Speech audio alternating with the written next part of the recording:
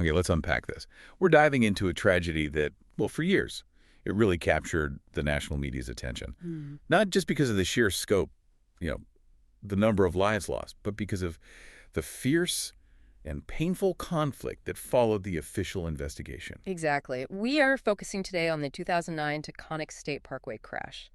And for those who might not remember all the details, this was just a catastrophic moment in New York history. Yeah. It involved a driver traveling 1.7 miles. Think about that. Yeah. 1.7 miles in the wrong direction on a major parkway. And it ended in a head-on collision. Claimed 8 lives. 8 lives. It was the worst fatal motor vehicle crash in Westchester County since, I think, 1934. A long, long time. That number 8 deaths, it really tells you the magnitude of the impact. But what made this case, I think, truly unique was that immediate clash, right? Yeah. Between the forensic facts, the science, and the public image of the driver, Diane Schuler. The state police found evidence of, well, profound intoxication. While her family, they insisted on a completely different narrative. A sudden medical emergency. And that tension, that's really why this case endures, isn't it? It is. So our mission in this deep dive, it's really to synthesize everything. The official reports, the detailed investigation notes, the, extensive media coverage. We want to meticulously unpack the timeline.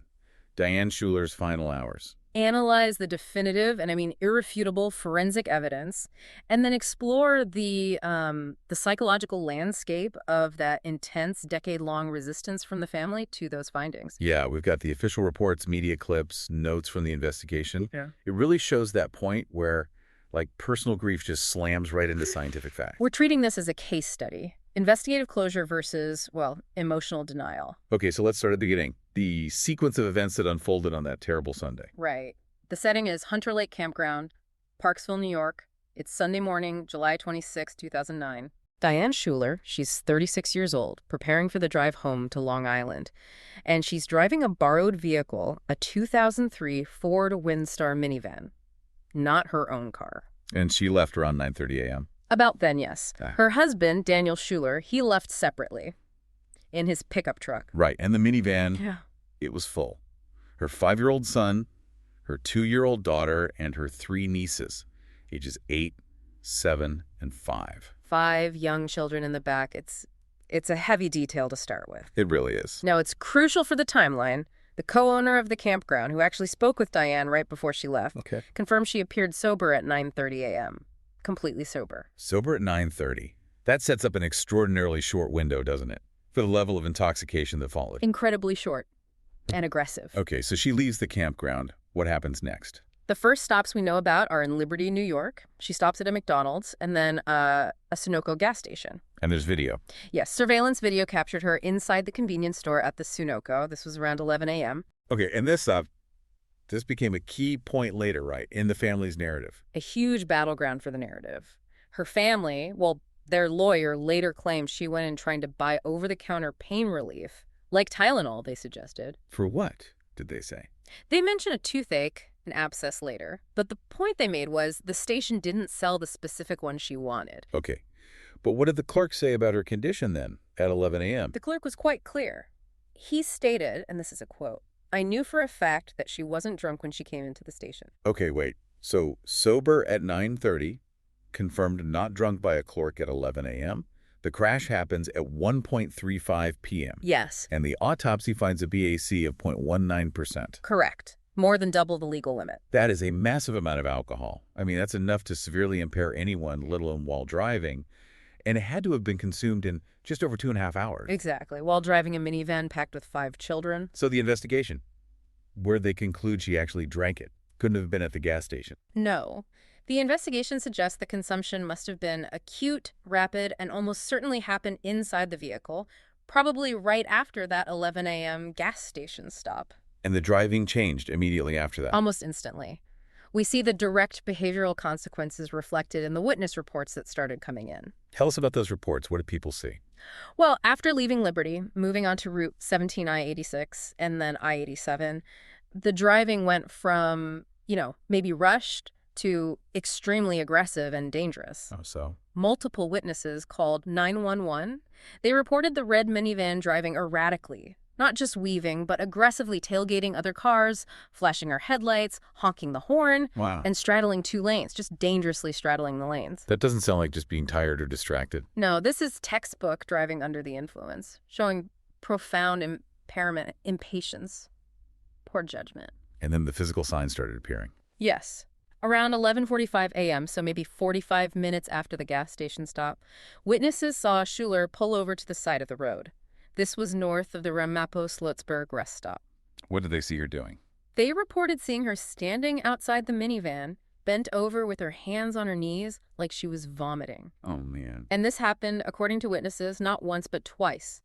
Pulled over, apparently vomiting.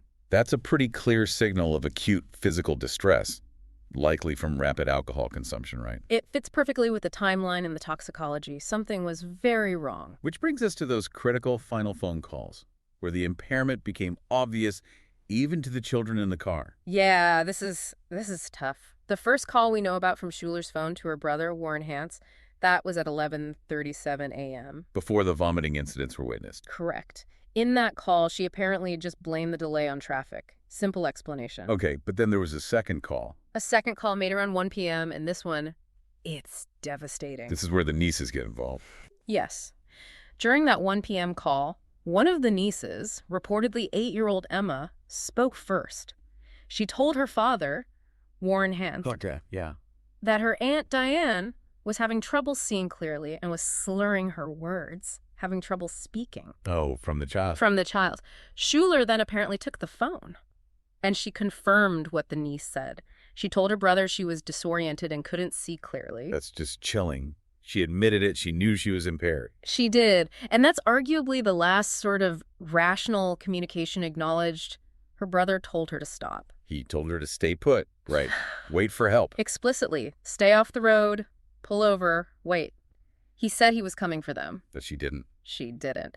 Investigators later found her cell phone abandoned by the side of the highway near the Tappan Zee Bridge toll booths. Abandoned or dropped. They couldn't be certain.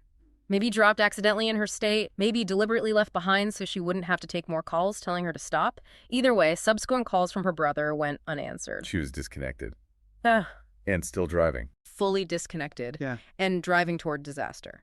So we moved from the Tappan Zee area, she's somehow continued driving, to the final moments on the Taconic State Parkway near Briarcliff Manor. Investigators couldn't pin down the exact route she took onto the parkway or the exact entry point.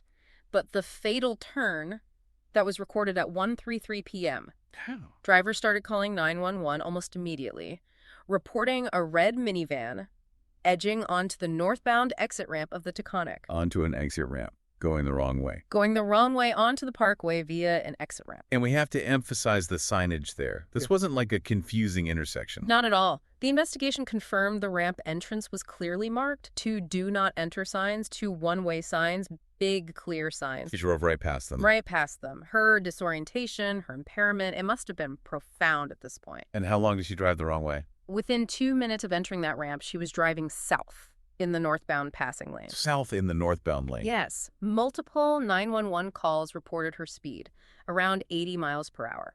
80 miles per hour the wrong way. For 1.7 miles, it's a shocking distance to travel against oncoming highway traffic. 1.7 miles.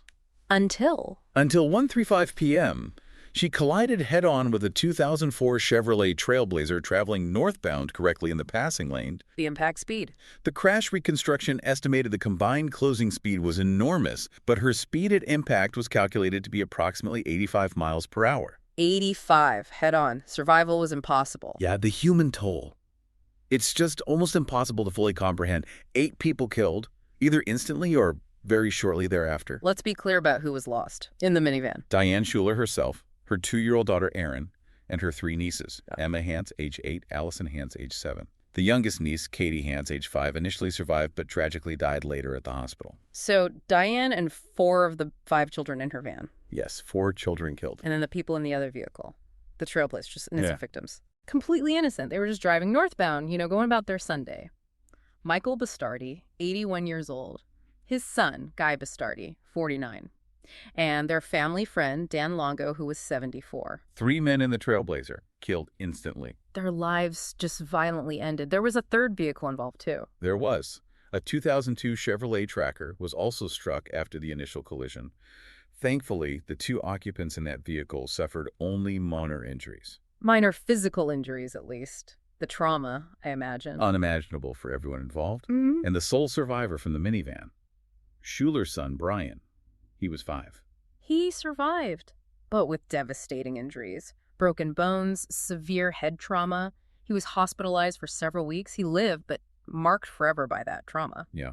Now, right at the scene, there was evidence that immediately pointed away from a simple medical emergency, wasn't there? There was, and it became significant very quickly. Witnesses who stopped to help, trying to get people out of the wreckage. They reported seeing a large, broken, Absolute vodka bottle right there on the floor by the driver's side of the minivan after they had removed Schuler from the wreck. A broken vodka bottle, inches from where she sat. This wasn't just suspicion anymore. This was physical evidence right there at the collision site. And that leads us directly to the forensic report, the scientific facts, Yeah.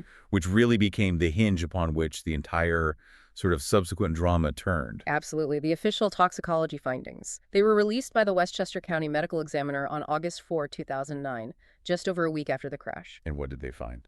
The findings were definitive and, frankly, shocking to many who knew Diane. Her blood alcohol content, the BAC, was 0.19%. 0.19, let's put that in perspective for people listening. The legal limit in New York is 0.118%. Correct. So 0.19% is more than double the legal limit, almost 2.5 times the threshold for intoxication. We hear the legal limit number, 0.08, thrown around. But let's dive into what 0.19% actually means physiologically, especially when someone is driving at 85 miles per hour. Okay. At 0.19% BAC, an average person experiences significant motor impairment. We're talking severe loss of balance, coordination issues, likely slurred speech, which matches the niece's report. Right. Judgment, perception, reaction time, all profoundly compromised. You can't make good decisions. You can't react quickly. And 0.19 is getting dangerously high, isn't it? Very high. It's dangerously close to the 0.20% to 0.30% range, where you start seeing severe nausea, vomiting, which witnesses reported seeing her do roadside, and even potential loss of consciousness, blackouts. It absolutely explains the erratic driving, the hitting the horn, flashing the lights, It's like vomiting. and the complete inability to process 4 huge do not enter in one-way signs. Exactly. Her body and brain were essentially shutting down critical functions needed for safe driving, or even just basic orientation, while she was operating a vehicle at high speed. And the report offered even more. Proof that this wasn't, say, alcohol left over from the night before. It was acute consumption, right? Yes, this is a critical piece of the forensic analysis. The toxicology report noted approximately 6 grams of alcohol still unabsorbed in her stomach. Unabsorbed, what does that tell us? Alcohol gets absorbed into the bloodstream pretty quickly, usually within 30 to 90 minutes after drinking. Finding 6 grams still in the stomach, unabsorbed, means she had consumed a large volume of alcohol. Think the equivalent of several shots of hard liquor, like vodka, very shortly before the crash. So definitely after that 11 a.m. gas station stop where the clerk said she wasn't drunk. Almost certainly after 11:45 a.m., when witnesses saw her vomiting by the road. The drinking was heavy, and it was recent, very recent. That combination, the timeline, the 0.19 BAC, the unabsorbed alcohol, it really closes the window, doesn't it? It slams it shut. She drank heavily, and she drank quickly while driving 5 children. The question of where she consumed it, inside the van, becomes less important than the irrefutable scientific fact that she consumed it, and consumed a lot, right before the crash. And it wasn't just alcohol. No. The toxicology report also found high levels of THC. That's the active ingredient in marijuana in her system. High levels, not just trace amounts. High levels. And THC, especially at significant levels, is known to exacerbate the negative effects of alcohol. How so? It can lead to even greater disorientation, a more distorted perception of time and speed, and further impaired coordination. The combination is particularly dangerous for driving. So alcohol and marijuana, both at high levels. Correct. Now, it's worth noting the crash was officially ruled a homicide by the Westchester County District Attorney shortly after, based purely on her negligent driving resulting in death. They said the toxicology wasn't strictly necessary for that ruling. Just the act of driving the wrong way at that speed was enough. It was enough for the homicide ruling. But the toxicology confirmed why that negligence occurred. Forensically, the investigation was complete. The cause was clear. And this is where the story just takes such a sharp turn. From this, horrific tragedy and clear investigation into this intense psychological drama. Exactly. Because while the forensic facts were frankly overwhelming, Undeniable. undeniable, the surviving family members, led by Diane's husband, Daniel Schuler, mounted an immediate and incredibly aggressive campaign of denial. And this denial, it wasn't just a flat no, it evolved over time, didn't it, as facts became harder to ignore. It did. Initially, Daniel Schuler and his attorney at the time, Dominic Barber, they went on TV, they did interviews. Yeah, I remember that. And they claimed, flat out, zero drinking, zero illegal drug use during the whole camping trip. They painted Diane as this perfect mother, a responsible person who simply didn't drink to excess, if at all. But that stance, I mean, with the vodka bottle found right at the scene. It became untenable almost immediately. That plus the witness reports of vomiting and erratic driving. They were forced to shift their claims. So what did they shift to? Daniel eventually had to concede that, yes, okay, he and Diane had consumed some alcohol during the camping trip over the weekend. But he vehemently denied she drank to excess or that she had consumed any alcohol on the Sunday, the day of the crash. So how did they explain the broken Absolute bottle found literally inches from the driver's seat? The explanation offered was, well, let's just say it was weak. Daniel claimed it was an old bottle they kept in their camera for some reason, and that Diane must have just packed it into the minivan by mistake when packing up. Packed an open, partially consumed bottle of vodka by mistake. That was the narrative, an attempt to explain the object's presence without admitting to its recent use. Okay. And the marijuana. Yeah. The high levels of THC. That also had to be addressed eventually. After initially denying any legal drug use at all, Daniel later admitted Diane smoked marijuana occasionally. Occasionally? Yes, claiming it was only to help her sleep, to relieve insomnia. However, police interviews with his own sister-in-law, who is Diane's best friend, later indicated Diane was actually a regular, heavy marijuana user. So the story kept changing. The core message remained the same, though. Any substance use was minimal, controlled, maybe medicinal, and absolutely not the cause of the crash. So if they couldn't completely deny the substances, they needed another explanation. A replacement narrative for the wrong way driving, the disorientation, the crash itself. Exactly. And this is where the medical emergency theory was really born and pushed hard. What kind of medical emergency did they propose? This became the absolute central focus of their denial strategy. They aggressively promoted the idea that Schuler must have suffered some kind of sudden acute medical crisis, a stroke, maybe an aneurysm, a heart attack, maybe even a grand mal seizure, something that came out of nowhere. And did they offer any basis for these theories? Any pre-existing conditions? They pointed to several things. Her alleged obesity. They claimed she might have had gestational diabetes from a previous pregnancy. They heavily emphasized a painful tooth abscess she'd reportedly had for about 7 weeks leading up to the crash. The tooth abscess, how could that cause a crash? The theory seemed to be that the pain was so severe it could have caused delirium or fainting, or perhaps led her to self-medicate in a way that caused the impairment, though not with alcohol or THC, apparently. They also mentioned Diane had apparently noted a lump in her leg that she worried might have been an embolism. It sounds like, forgive me, but it sounds like grasping at straws. Throwing out any possible medical term to avoid the obvious conclusion. It certainly appeared that way to investigators and the public. It looked like motivated reasoning, searching for any conceivable natural cause, no matter how unlikely, to explain why this woman they saw as a perfect mother could kill herself and 7 other people, including her own child and nieces. An attempt to turn a culpable action, driving drunk, into a tragic, unavoidable illness. Precisely. But the official autopsy, it was decisive and immediate. What did the autopsy find regarding those theories? Stroke, heart attack? Absolutely nothing. The Westchester County Medical Examiner found 0 evidence of a stroke, no aneurysm, no heart attack, no seizure activity indicators, nothing. No acute, life-threatening medical event that could explain that kind of sudden, severe disorientation and impaired driving. So the medical examiner rules out the medical emergency theory. The tox report confirms massive intoxication. Case closed. You would think so. But Daniel Schuler refused to accept any of it. Not the medical examiner's findings, not the toxicology report.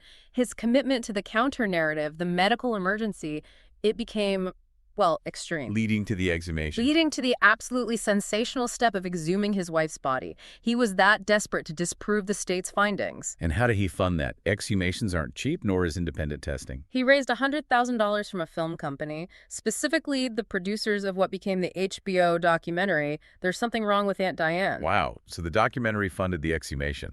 Essentially, yes. The money was earmarked for extensive third-party testing, hair testing for drugs, retesting fluid samples.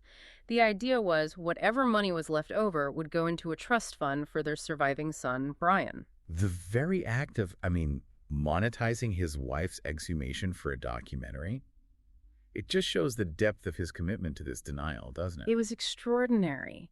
And he hired a well-known private investigator, Tom Ruskin, to oversee this independent retesting.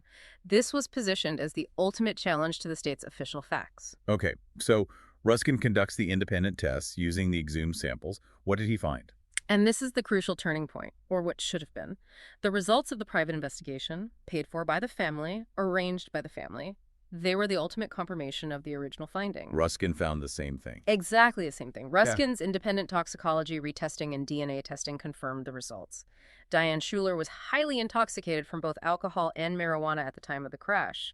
The forensic facts were now confirmed by the family's own hand-picked experts. So that must have ended the denial, Oh. right? Presented with confirmation from their own investigator. This is where it gets truly fascinating, psychologically, and just deeply sad. The HBO documentary actually captured the family's reaction, their refusal to accept the confirmed results, even from Ruskin, the man they hired. They still didn't believe it. They didn't. The documentary showed Daniel and his sister-in-law, Jay Hance, who was Diane's closest friend and had lost her husband, Warren, in the crash. Wait, no, Warren Hance was Diane's brother. Jay lost her daughters. Right. Jay Hance lost her 3 daughters. Mm-hmm. Warren was Diane's brother, Jackie Hance's husband. Thank you, yes. Jay Hance and Daniel Schuler persistently rejected Ruskin's findings on camera. Jay Hance even claimed she was told not to pick up Ruskin's calls after he delivered the results. She said she didn't understand any of it. He just chose to ignore it, Yeah. attributed it to conspiracy or error, even from their own guy. It appeared that way. Despite paying, a significant amount of money to get those results, they simply refused to integrate them into their reality. The denial was absolute. And this public persistence, it must have drawn a reaction, especially from the other families, the Bastardists, the Longos. Oh, absolutely. Massive public condemnation. The relatives of the men killed in the Trailblazer, the Bastardi and Longo families, they publicly accused Daniel Schuler of deliberately inflicting more pain on them with his continued denials. They spoke out quite forcefully, didn't they? They did. The Bastardi daughters appeared on the Today Show. They didn't just condemn the denial, they started questioning Daniel's own potential culpability, suggesting he must have known about or enabled his wife's substance abuse. They even called for him to undergo drug testing himself. Wow. Their lawyer at the time didn't mince words either. He called Daniel's continued stance an insult to the intelligence of the American public. So the battle lines were drawn. Forensics and the victims' families on one side, Daniel Schuler and his narrative on the other. And the New York State Police. They issued their final comprehensive report on the crash in June 2010. It upheld every single aspect of the original investigation. The toxicology, the collision analysis, the timeline. The facts were set in stone by the authorities, but the narrative battle, fueled by denial, just raged on in the media. Okay, so beyond the public battle, there was the legal fallout. Civil suits. That must have been incredibly complicated. Highly complex, especially with the family dynamics involved. The first sort of administrative step happened in November 2009. Daniel Schuler officially declined to act as the administrator for Diane Schuler's estate. Why is that role important? Why does the estate need an administrator? Well, for the victims' families to file civil lawsuits seeking damages, they need a legal entity to sue. That entity is the estate of the deceased person responsible. If the spouse declines, someone has to be appointed. So because Daniel refused, a judge had to step in. Correct. A county court judge appointed a public administrator. This finally cleared the way legally for the lawsuits to proceed against Diane Schuler's estate. And the lawsuits began pretty quickly after that. They did. In December 2009, the Bastardi family filed suit against Schuler's estate. And crucially, they also had to sue Warren Hance. Diane's brother. Why him? Because he owned the minivan. Under New York state law at the time, the owner of a vehicle involved in such an incident could be held liable, so he had to be named in the suit, even though no one suggested he had any direct fault in the crash itself.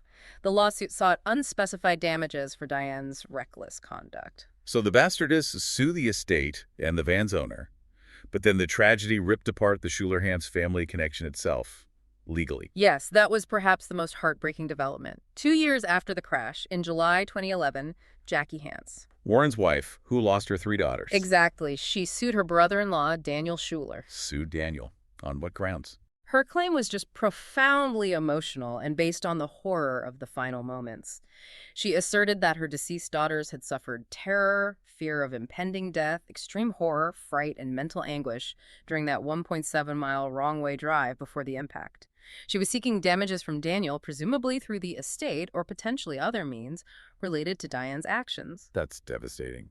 A mother suing her brother-in-law over the deaths of her children caused by his wife. The grief just turning inwards within the family. And then, almost simultaneously, Daniel Schuler filed lawsuits of his own, also in July 2011 on the 2-year anniversary. Who did he sue? He sued the state of New York. His claim was that the state had failed to keep the roads safe, essentially arguing that inadequate signage or faulty road design on the Taconic Parkway contributed to the crash, deflecting blame from Diane. Despite the 4 signs at the exit ramp. Despite the signs. And he also sued Warren Hans. He sued his brother-in-law, too, the owner of the van.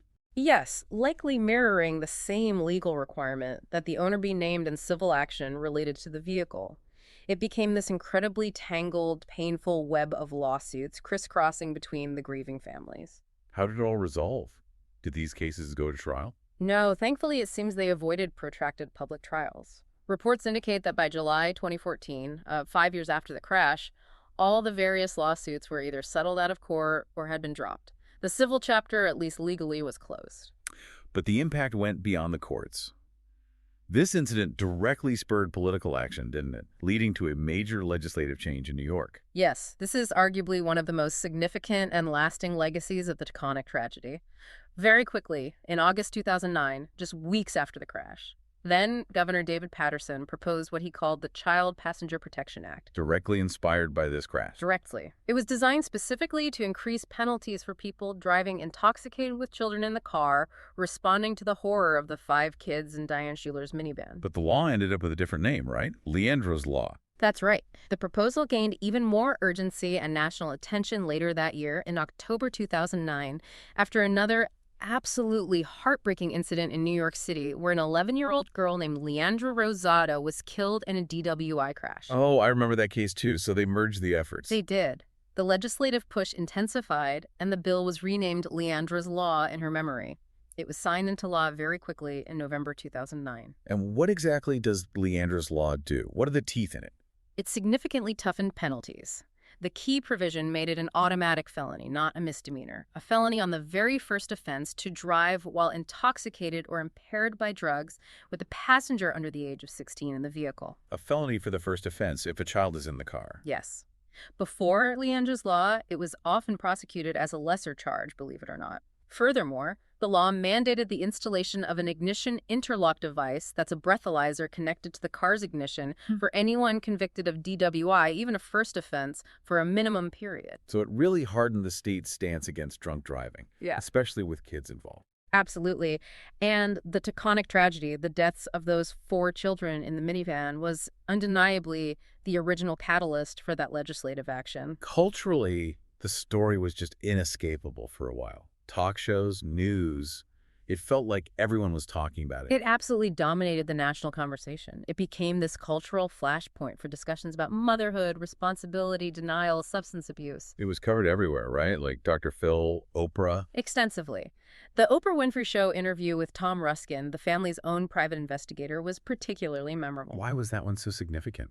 Because Oprah, hearing Ruskin explain how he confirmed the high levels of alcohol and THC and how the family refused to accept it, she openly expressed disbelief.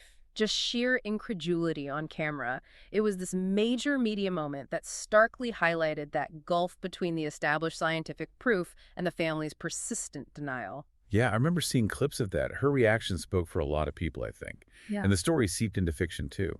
Oh, definitely. It shows how deeply the specific, horrifying details of the case lodge themselves in the public consciousness and in the minds of writers. Like what?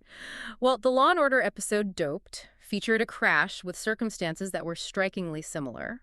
Stephen King explicitly cited the Taconic tragedy as inspiration for his short story, Herman Wouk is Still Alive. Stephen King wrote about it. He did. And even much more recently, a 2021 episode of the show 9 Mile 1 featured a scenario that was almost identical wrong-way driver, intoxicated, causing a mass casualty event. This tragedy sort of became the template, the archetype for the modern worst-case scenario of impaired driving. And the HBO documentary, There's Something Wrong with Aunt Diane.